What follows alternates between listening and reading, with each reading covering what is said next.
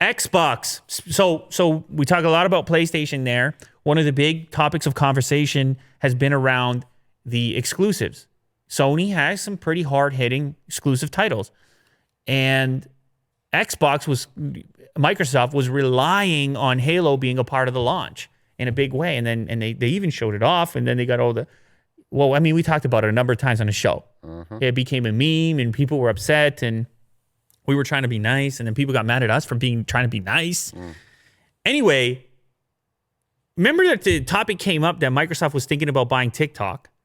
Obviously, that didn't take place, but that they had a little bit of cash there. They were like, we could use this for TikTok, or we could just go buy Bethesda's parent company.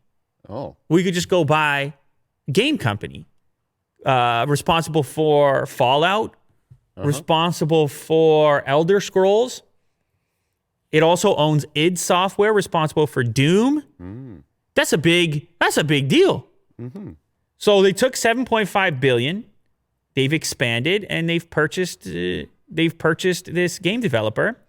Now the company is called ZeniMax Media, and underneath them is Bethesda and id Software, etc. The move grows the number of in-house Xbox game development studios to 23, up from 15 earlier this year. So it's an arms race. You got to get the developers. If you want those exclusive titles, you need the game makers. And that's what they're aiming at here. And this is increasingly important given the fact that it's been the topic of conversation around next-gen gaming, around next-gen consoles at least. What are the games? What are the exclusives? That's why I care or don't care. Right.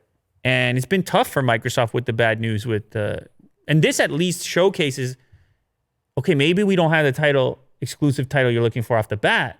Yeah, but soon. But look at this. Yeah. Look at these game developers we got now. They have a good lineup. Because before that, what was it? Well, besides Halo, you have Forza. What do you have? You don't have enough. Yeah, I guess Gears of War. That's a good one. Yeah, Gears of War.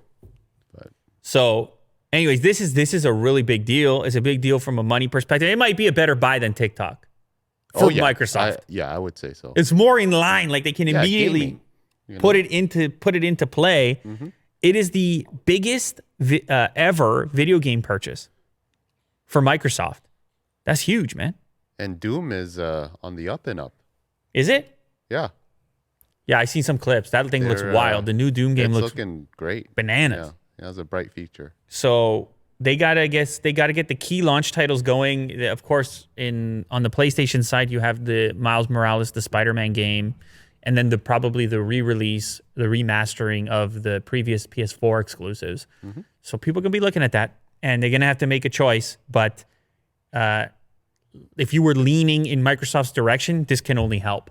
Yes, absolutely. That's a big deal. And by the way, we have a comment from is it Phil Spencer?